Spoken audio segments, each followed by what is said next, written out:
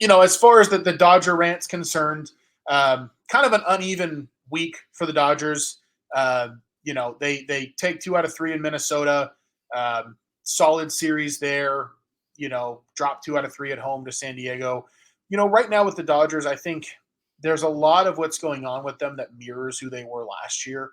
The pitching injuries, just like last year, have mounted to a point that's pretty hard to overcome.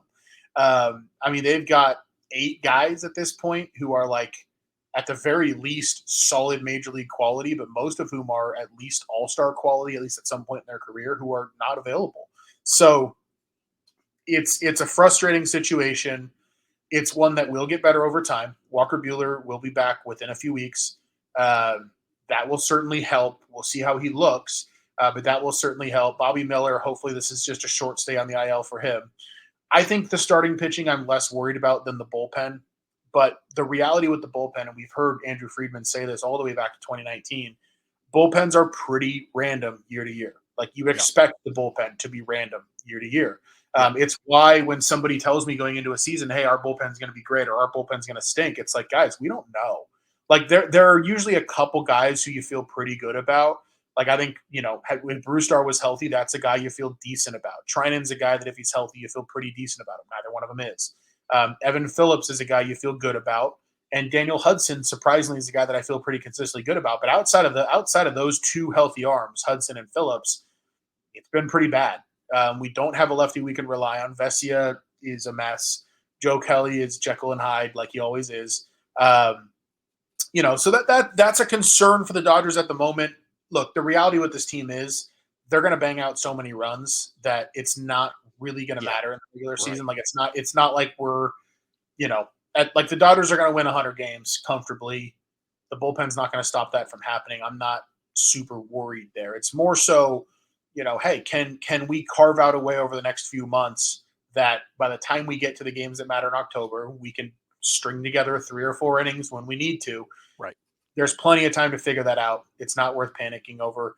The one other kind of blemish on the Dodgers right now is the 7 through 9 in the lineup has been really rough. I'm not too worried about that either. Gavin Lux is swinging a better bat than it looks like. He's, I'm making a lot of good contact. That's not turning into anything. James Outman's starting to come around. He had a couple home runs this week in Minnesota.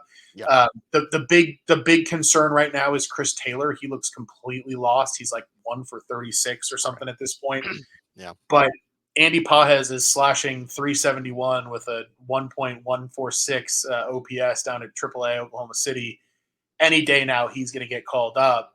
And when he does, it's hard to see that bat not translating. So there are reinforcements to come offensively. There are reinforcements to come on the pitching staff.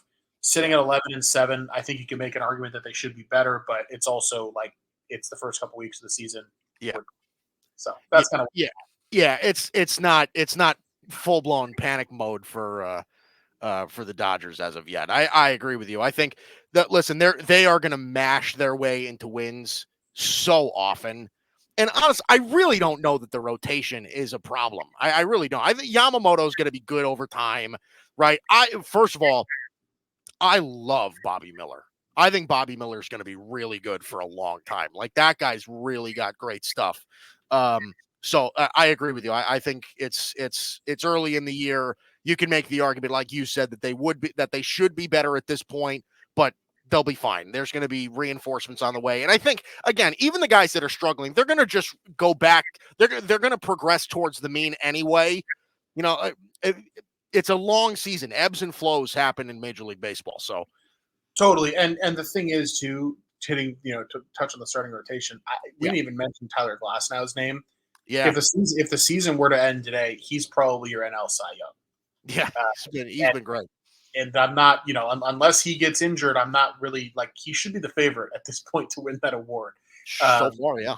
Especially with what happened to Strider, which is super unfortunate. We'll talk plenty about that stuff soon. But it's like that is really nice for the Dodgers this year. They have a legitimate bona fide ace at the top.